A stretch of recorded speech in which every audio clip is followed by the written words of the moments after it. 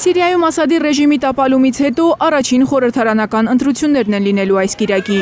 Խորհրդարանը ձևավորվելու է ոչ թե ժողովրդի ուղիղ քվեարկությամբ, այլ 6000 ընտրիչների ձայներով, ընդ որում 210 падգամավորներից 149-ին են որոշելու ընտրիչները, ընտրական կոլեգիայի անդամները։ Մնացած 70-ին նշանակելու է անցումային շրջանի նախագահ Ահմեդ Ալ-Շարան։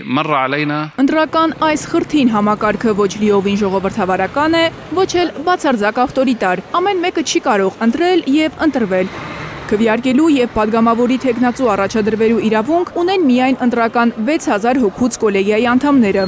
Նրանց ընտրել է ընտրական բարձրագույն հանձնաժողովը, որը հիմնականում կազմված է Ասադին տապալած իսլամիստ մարտիկներից։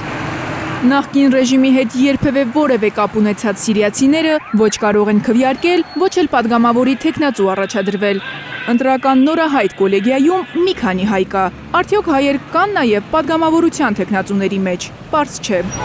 Շատ սիրիացիներ անակնկալի են եկել խորհրդարանական ընտրությունների մասին լուրից։ Եթե երեք հեռուստացույցով չտեսնեի հայտարարությունը, չէի իմանա ընտրությունների մասին։ Միթե ժողովուրդը չպետք է իմանա, որ ընտրություններ են։ Թեկնածուներից շատերին չեն էլ ճանաչում սիրիացիները։ Դամասկոսում լրագրողական հարցման մասնակիցների կարծիքով ճիշտ կլիներ բոլոր չափահաս քաղաքացիներին իրավունք տալ մոտենալ քվեատուփերին։ Յուրաքանչյուր քաղաքում պետք է ստեղծվեն տեղական ընտրական հանձնաժողովներ ապահովելու համար, որ բոլոր քաղաքացիները հնարավորություն ունենան ընտրելու իրենց ներկայացուցիչներին։ Սխալ է, անգամ լուսանկարով չենք տեսել թեկնածուներին։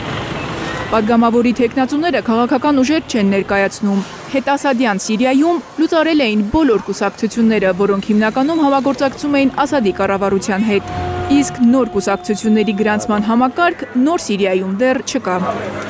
Մարիամ Ամերջանյան, Արմեն Ապրեսյան, Հայլուրի համար։